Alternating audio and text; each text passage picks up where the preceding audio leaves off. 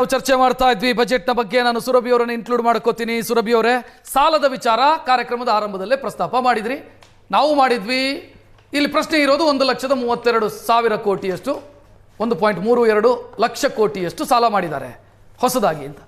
ನನ್ನ ಹತ್ರ ಒಂದು ಅಂಕಿಅಂಶ ಇದೆ. ಕುಮಾರಸ್ವಾಮಿ ಅವರು 2018ರಿಂದ 19 47,000 ಕೋಟಿ, 19ರಿಂದ 20 48,000 ಕೋಟಿ, ಯಡಿಯೂರಪ್ಪ ಅವರು 52,000 ಕೋಟಿ, ಬೊಮ್ಮಾಯಿ ಅವರು 72,000 ಕೋಟಿ ಸಾಲಗಳನ್ನು ಮಾಡ್ತಾನೆ ಹೋಗಿದ್ದಾರೆ. ಕೇಂದ್ರ ಸರ್ಕಾರದ ಲೆಕ್ಕಾಚಾರ ಹೇಳ್ತೀನಿ ನಾನು ನಿಮಗೆ. 54 ಲಕ್ಷ ಕೋಟಿ ಇತ್ತು ಮನಮೋಹನ್ ಸಿಂಗ್ ಅವರ ಸಂದರ್ಭದಲ್ಲಿ. ನರೇಂದ್ರ ಮೋದಿ ಅವರ ಈ ವರ್ಷದ ಅವಧಿಯಲ್ಲಿ 200 ಲಕ್ಷ ಕೋಟಿ. ಅವ್ರು ಮಾಡಿದ್ರೆ ಸರಿ, ಇವ್ರು ಮಾಡಿದ್ರೆ ತಪ್ಪು, ಹೆಂಗಾಗುತ್ತದೆ? ಇದನ್ನ ನಾವು ಆಗ್ಲೇ ಮುಂಚೆ ಡಿಸ್ಕಸ್ ಮಾಡಬೇಕಾದಾಗ ಹೇಳಿದ್ವಲ್ಲ, ಸಾಲ ಮಾಡುವಂಥದ್ದು ತಪ್ಪಂತ ಅಲ್ಲ, ಸಾಲ ಯಾಕೆ ಮಾಡ್ತಾ ಇದ್ದೀರಾ ಅನ್ನೋದ್ರ ಬಗ್ಗೆ ಪ್ರಶ್ನೆ ಇರುವಂಥದ್ದು. ಇಲ್ಲಿ ನೀವು ರೆವೆನ್ಯೂ ಎಕ್ಸ್ಪೆಂಡಿಚರ್ನ ಜಾಸ್ತಿ ಮಾಡ್ಕೋತಾ ಇದ್ದೀರಾ, ನಿಮ್ಮ ರೆವೆನ್ಯೂ ಟಾರ್ಗೆಟ್ ಮೀಟ್ ಮಾಡೋಕ್ಕಾಗ್ತಾ ಇಲ್ಲ, ಹಾಗಾಗಿ ನೀವು ಜಾಸ್ತಿ ಸಾಲ ಮಾಡ್ತಾ ಇರುವಂಥದ್ದು. ಮತ್ತೆ ಸಾಲವನ್ನ ಬಡ್ಡಿ ಕಟ್ಟೋದಕ್ಕೆ ನೀವು ಇನ್ನೂ ಸಾಲ ಮಾಡ್ತಾ ಇದ್ದೀರಾ ಅನ್ನೋದು ನಮ್ಮ ಇರುವಂಥದ್ದು ಪ್ರಶ್ನೆ ಇಲ್ಲಿ. ಮತ್ತೆ ಇದನ್ನ ಹೇಳ್ತಾ ಹೇಳ್ತಾ ಒಂದು ಮುಖ್ಯವಾದಂಥ ವಿಷಯ, ಯಾಕೆಂದ್ರೆ ನಮ್ಮ ಕಾಂಗ್ರೆಸ್ ವಕ್ತಾರರು ಬಂದಿದ್ದಾರೆ ಇವಾಗ. ನಮ್ಮ ರಾಜ್ಯದಲ್ಲಿ ನಿರುದ್ಯೋಗ ಸಮಸ್ಯೆ ಬಗೆಹರಿಸ್ಬಿಟ್ವಾ ನಾವು? ಯುವ ನಿಧಿಗೆ ಯಾಕೆ ಏನು ಅನುದಾನ ಇಲ್ವಲ್ಲ? ಅಂದ್ರೆ ಯಾರಿಗೂ ಯುವಕರಿಗೆ ಯುವತಿಯರಿಗೆ ಇಲ್ವೇ ಇಲ್ವಲ್ಲ? ಅನುದಾನ ಮೀಸಲಿಟ್ಟಿಲ್ಲ ಯುವತಿಯರಿಗೆ. ಯಾವ ಒಂದು ನಿಮಿಷ ಸುರಭಿ ಅವರೇ, ಈಗ ನೋಡ್ತಾ ಇರೋದು ಬಿಜೆಪಿಯ ಪ್ರತಿಭಟನೆ. ಇದು ಖಾಲಿ ಚೆಂಬು ಹಿಡಿದುಕೊಂಡು ಪ್ರತಿಭಟನೆ ಮಾಡ್ತಾ ಇದ್ದಾರೆ. 3 ನಾಮ ಖಾಲಿ ಚೆಂಬು, ಇದನ್ನ ಹಿಡಿದುಕೊಂಡು ಪ್ರತಿಭಟನೆ ಮಾಡ್ತಾ ಇರುವಂತಹ ದೃಶ್ಯವನ್ನ ನೀವು ನೋಡ್ತಾ ಇದ್ದೀರಿ. ಬಿಜೆಪಿಯ ಕಡೆಯಿಂದ ಆಗ್ತಾ ಇರುವಂತಹ ಪ್ರತಿಭಟನೆ ಇದು.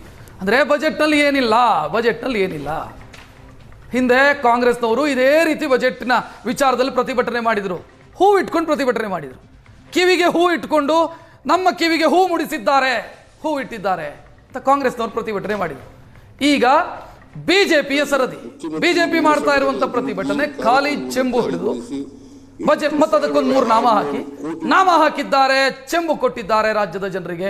ಏನೂ ಇಲ್ಲ, ನಿಲ್, ಈ ಬಜೆಟ್ ಅಲ್ಲಿ ಏನೂ ಇಲ್ಲ ಅಂತ ಪ್ರತಿಭಟನೆ ಮಾಡ್ತಾ ಇದ್ದಾರೆ.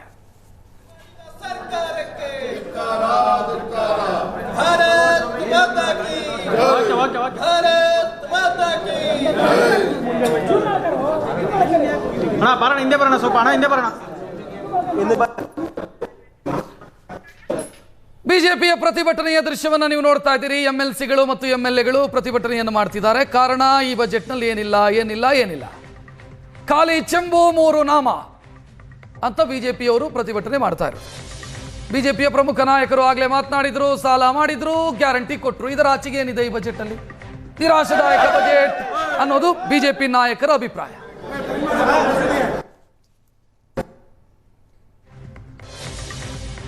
ವಿಧಾನಸೌಧದ ಪೂರ್ವ ದ್ವಾರದ ಬಳಿ ಬಿಜೆಪಿ ಪ್ರತಿಭಟನೆ ಮಾಡ್ತಾ ಇರೋದು. ಚೊಂಬೋ ಖಾಲಿ ಚೆಂಬು ಅಂತ ಬಿಜೆಪಿ ಘೋಷಣೆಯನ್ನ ಕೂಗ್ತಾ ಇದೆ.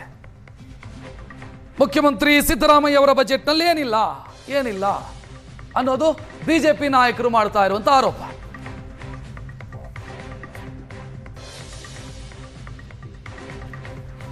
ಎಸ್ ಸುರಭಿ ಅವರೇ, ಮಾತನಾಡ್ತಾ ಇದ್ರಿ, ಮುಗಿಸಿ.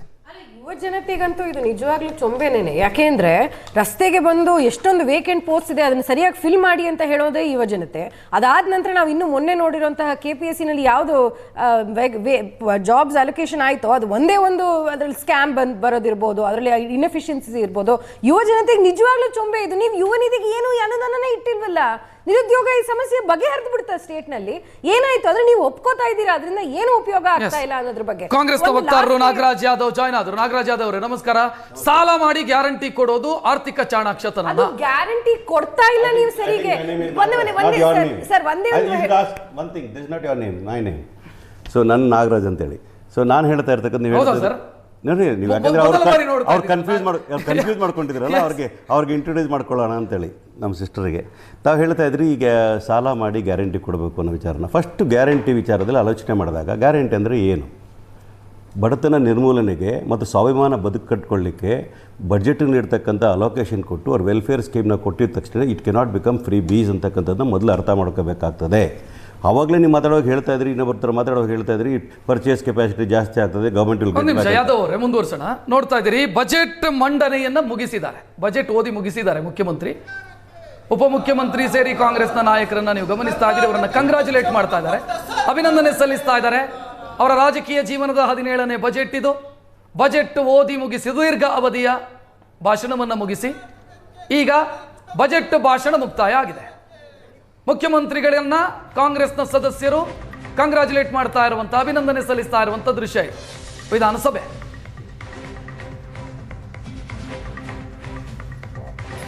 ಯಾರ ನಿರೀಕ್ಷೆಗಳು ಸಾಕಾರ ಆಗಿದೆ, ಯಾರ ನಿರೀಕ್ಷೆಗಳು ಹುಸಿಯಾಗಿದೆ? ಸುದೀರ್ಘ ಚರ್ಚೆ ನಂತರ ನಡೆಯುತ್ತೆ ಬಜೆಟ್ ಅಧಿವೇಶನದಲ್ಲಿ.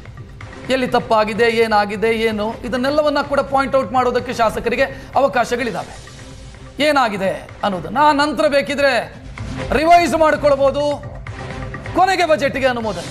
17ನೇ ಬಾರಿಗೆ ಬಜೆಟ್ ಮಂಡಿಸಿದ್ದಾರೆ. 3 ಗಂಟೆ 30 ನಿಮಿಷ ಈ ಬಾರಿ. 10:21ಕ್ಕೆ ಶುರು ಮಾಡಿದ್ರು, 1:52ಕ್ಕೆ ಭಾಷಣ ಮುಕ್ತಾಯ ಆಯಿತು. ಸುದೀರ್ಘ ಅವಧಿಯ ಬಜೆಟ್ ಭಾಷಣ. 17ನೇ ಬಜೆಟ್ ಇದು. ಬಜೆಟ್ ಭಾಷಣ ಮುಕ್ತಾಯ. ದಾಖಲೆಯ 17 ಬಾರಿ ಬಜೆಟ್ ಮಂಡನೆ ಮಾಡೋ ಮುಖಾಂತರ ದೇಶದಲ್ಲಿ 2ನೇ ಅತಿ ಹೆಚ್ಚು ಬಜೆಟ್ ಮಂಡಿಸಿರುವಂಥ ಮುಖ್ಯಮಂತ್ರಿ ಎನ್ನುವಂಥ ಹೆಗ್ಗಳಿಕೆ. ವಜುಭಾಯಿ ರೂಢವಾಯಿವಾಲಾ 18 ಬಾರಿ ಬಜೆಟ್ ಮಂಡಿಸಿದ್ದಾರೆ.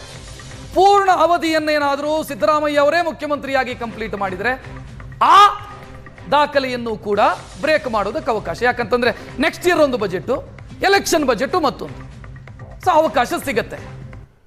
ಕಾಂಗ್ರೆಸ್ನಲ್ಲಿ ನಡೀತಾ ಇರುವಂತಹ ಆಂತರಿಕ ವಿದ್ಯಮಾನಗಳು ಏನು ಎತ್ತ ಬೇರೆ ಬೇರೆ ಚರ್ಚೆಗಳಿದ್ದಾವೆ. 5 ವರ್ಷಗಳ ಕಾಲ ಇವರೇ ಮುಖ್ಯಮಂತ್ರಿ ಆಗಿದ್ರೆ ರೆಕಾರ್ಡ್ ಬ್ರೇಕ್ ಆಗುತ್ತೆ. ಇಲ್ಲ ಬದಲಾವಣೆ ಅಂತ ಆದ್ರೆ ಇದು ಕೊನೆಯ ಬಜೆಟ್. ಬದಲಾವಣೆ ಅಂತ ಆದ್ರೆ